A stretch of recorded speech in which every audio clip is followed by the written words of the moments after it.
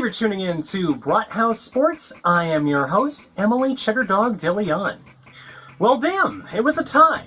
That is what unfortunately happened in last week's game against the Philadelphia Eagles. In the Browns' first drive, Thompson-Robinson made 2 first-down passes to Cedric Tillman for a combined 58 yards. Unfortunately, none of this would culminate to become a touchdown after John Kelly Jr. fumbled at Philly's 1-yard line. Immediately after, though, Mohamed Diabate forces a safety against Eagles running back Kenneth Gainwell. Later on, Maurice Hurst makes a sack against Eagles quarterback Marcus Mariota. Alameda Zaccheaus makes a 19-yard reception for the Eagles only to set up an Eagles field goal. At Philadelphia's 49-yard line, Marcus Mariota throws a pick to Browns safety Ronnie Hickman. Browns trailed the first quarter 2-3. Not much scoring happens in the second quarter as the Browns put 2 field goals on the board. One of these is set up by DTR, who makes a 22-yard pass to Austin Watkins Jr. The other was thanks to an Eagles fumble to cornerback Cameron Mitchell. DTR makes a 26-yard pass to Watkins Jr. right at Philadelphia's 13-yard line. The remainder of the second quarter was not much else except for a Mariota sack fest and possibly a pissed-off O-line coach from the Eagles. The Eagles gave Tanner McKee a chance to be behind center, and it shows Eagles fans have hope in this game. Eagles running back Trey Sermon makes a 33-yard run to the right for Philadelphia's first touchdown of the game. Sometime after, Browns quarterback Kellen Mond makes a 2-yard pass to the left to Austin Watkins Jr. At Philadelphia's 32, Mond makes another pass to Watkins Jr., this time to the right for a touchdown. Browns lead the third quarter 15-10, but for context as to what happens next for scoring in the beginning of the fourth, Browns lead the third quarter 15-10, but for context as to what happens next for scoring in the beginning of the fourth, the Eagles failed to get much in their last drive in the third with just short a 6-yard pass to Tyree Jackson. After the Browns' offense could only get to Philadelphia's 24-yard line, Cade York does make a 43-yard field goal. So far, he is 3-3 in this game. With the alternate number of the beast, 6 minutes and 16 seconds left in the game, Tanner McKee makes a 22-yard touchdown pass to Brady Russell. The Eagles follow this up with a 2-point conversion pass from McKee to Johnny King.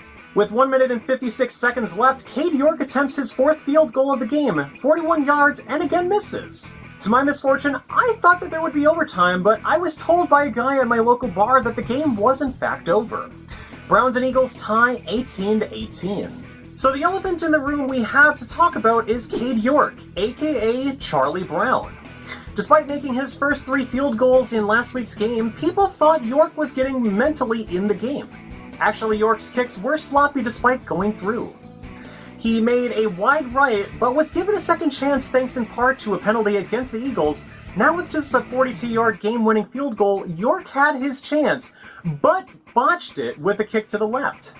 Cade York needs to work on being mentally prepared if he wants to regain the trust of the Browns faithful. Saying his confidence won't be shaken is no excuse when he has crucial moments to help the Browns win games. Hopefully things will change soon, Charlie Brown. On the flip side, though, Austin Watkins Jr. is just 1 game away from making the 53-man roster and has so far been proving it. According to Doug Ferrier, a writer of USA Today's Touchdown Wire, Watkins appeared on his 2023 NFL preseason Secret Superstars of Week 2. Watkins Jr. was an undrafted free agent from UAB that went through the 49ers revolving door. He then went from the NFL to the CFL, to the USFL, and back to the NFL. Right now, AW2 is leading the NFL preseason with 15 catches for 245 receiving yards. If anything, all eyes on me should be his slogan this weekend, as he will be the main focus of the Browns this Saturday. General Manager Andrew Berry has made some cap flexibility yet again. Guard Joel Bitonio had his contract restructured to get the rollover cap for next season, and will add about $7.86 million to this year's cap space. Right now, the Browns will sit at about $22.8 million in cap space, and most should go and roll over into 2024. However, they will need to have some flexibility in case some major injuries do happen, and use it for a rainy day fund. Like, you know, a new kicker? Former Browns defensive end Jadeveon Clowney has signed a 1-year deal with the Baltimore Ravens 5 days ago. It is reported that the deal is worth up to $6 million.